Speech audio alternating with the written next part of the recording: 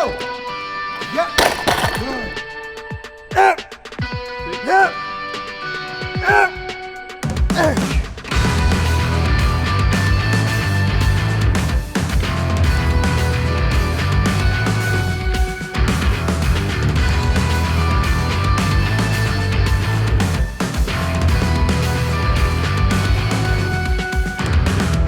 Now, if you look at this, he just does this because he knows how to lift, but he's engaging the lats. It's not just pulling with the arms, there's a difference. And a lot of people can't get their lats to engage. When I first started competing, and I don't know if Mark, I couldn't hit a lat spread 5 freaking years. Pulling the arms would look a little bit more like this, where you're kind of just back here. That's how my later sets will work. It's more bicep. Yep. Pulling with your lats is to try to like really engage the shoulder from the beginning, and then almost kind of drop the elbows down in front of you. A little retraction going on in the scapula. You know, just good form. I don't know what your thoughts are on this, but I noticed with bodybuilding, if someone gives you a little assistance, it actually kind of increases the difficulty because you can flex into it a little bit more. Yeah. What are some of your thoughts on that? Oh, absolutely. I think, well, force reps, you look at Dorian did. Like, you know, I think that you're going beyond failure. You through it a little bit. Yeah, I think there's always a place for it. You have to find the right spotter. You have to have a good training partner. I have some really good training partners where I live, and my other training partner is my wife. She sucks. Like, she can't spot. Like, I mean, she just can't. Like, she's, a lot of people don't know how to spot. Like, No, like there's spotting for, like, to help someone and make sure that they don't get hurt. But then there's a bodybuilding spot, which is like just assisting you just enough so you can flex a little harder into something. honestly, like, even just a little bit, like, I don't trust her if God forbid I gave out to catch it. She'd probably be excited. Right? Yeah. So. All right, let's get after it now. Come on. There you go.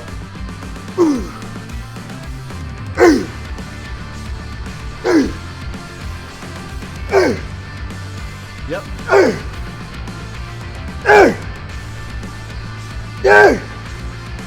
Nice.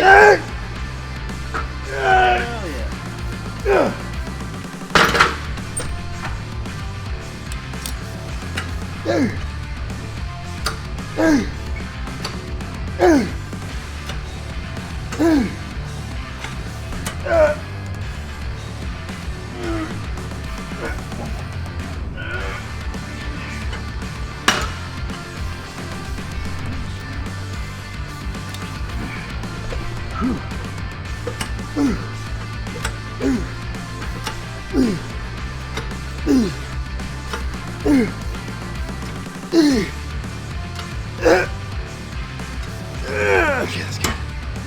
Nice work. That was heavy. Awesome. That was a good set. That was a really good set. Notice how the hips aren't moving much because he's pulling. He's also letting the weight rest on the ground. I find that my lower back, with the isometric of holding it in one place, takes over the actual work of my upper back. So my lower back will fatigue. Think about what we do on the lower back. I squat every week, I deadlift, I row. My back can't take that kind of shit. That's day in, day out. Your back doesn't get a rest. Because it's stabilizer. It's on all the time. It never gets an opportunity to really relax. Nope.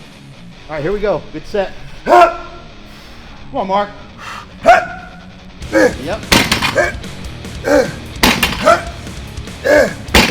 4. Yep. Nice work. Nice work. 5. Yep. Good. Yeah. Here we go. Yep. Woo! Yeah. Yeah, I wish I had as much power going up. All right, so what the hell is So this? this guy right here, this thingy, is called the Bicep Board, and we'll get into why it's called the Bicep Board in a minute. But the Bicep Board isn't just a bicep board. It's also for triceps, and it's also for some lats. So we were talking about some pullovers earlier. So with this guy, what you can do is you can kind of come out here like this and have it be kind of unstable. And you can do some pullovers this way, and you can see I can start to shake and shimmy as I go. Yeah. But the way I like to do them is I like to come up here, get my arms up here, get So my you're kind of taking forearm and elbow. You're taking out any of that. Taking out the forearm, yeah. So you're basically, this is your lever instead of that. Right. And now we're coming right into here. Okay, so here, so I step back, bend over. Yep. this. Everything's always bent over. You probably want to keep this like parallel to the floor. Okay, so okay. Yeah. So like this? Yeah. Oh, okay. And then pull. When you get here, you get that mid part, pull. Yep, there you go. Like a stingray. I have to buy one of these. I'm actually gonna order this right now when we get in. This is awesome. It's fucking sick, isn't it? No, I'm buying this. Wait till you see what it does for biceps. Tricep push down. You can do them where you kind of get over top of it if you want, and you can do kind of, you know, heavier weight and do them this way. I know some people do this on the thing that assists you on like pull-ups. Sometimes they do it with that pad and they push them down like this. Or you can do kind of a regular tricep extension where you're in here like this, but you can see how it's making me shake around a bunch. Bringing in the stabilizers. Yep, and if you want it to be a little more stable, you can easily just hook the hands on here like this, and you can push them down like that. I honestly think the instability would be one of the best benefits. The instability is a big part of the benefit, and I think if I just bring it down just a little lighter, I can kind of keep the elbows in tight. Those who've watched my channel know I'm a big fan of like single leg deadlifts, because when you're balancing, it activates muscles that aren't normally activated, stabilizers.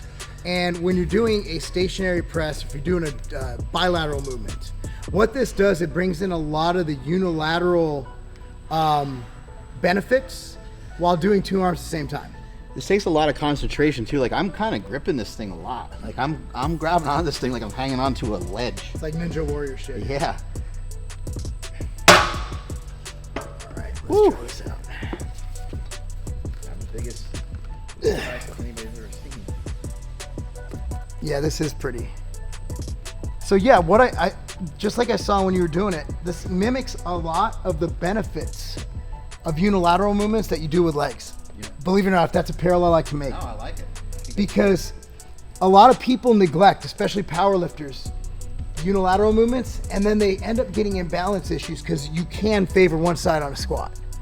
So things like Bulgarian split squats, things like pistol squats, or things like, I love same arm, same leg, glute tight Romanian deadlifts. Now, the benefits of those are preventing those imbalances. And a lot of times if someone comes in and presents with lower back pain, you give them those. Right. And they will literally, within 2 weeks, notice 70, 80% difference. So this brings in the stability factor. I love this shit. Very cool. This is dope. Awesome to have you here, man. This is freaking great. I got tons of respect for you and your company. And it's Likewise. It's great to have you here again. It's great to have a fellow meathead millionaire here in the house today. And you know, we're going to share out his story and give you guys more information on Marc. But I think it's, you know, I've shared my story with you guys millions of times.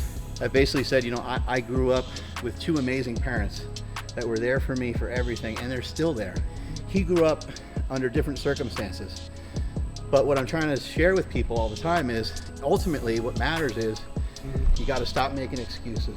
No matter how horrific, whatever it is that has happened to you, no matter what happened in your life, and it's for everybody. This is for everybody. You have to work on self-improvement. You have to work on getting better. I think everybody needs to take the responsibility to do that for themselves. Set the bar high and work towards that over a long period of time. Strength is never weakness, weakness is never strength. Catch you guys later.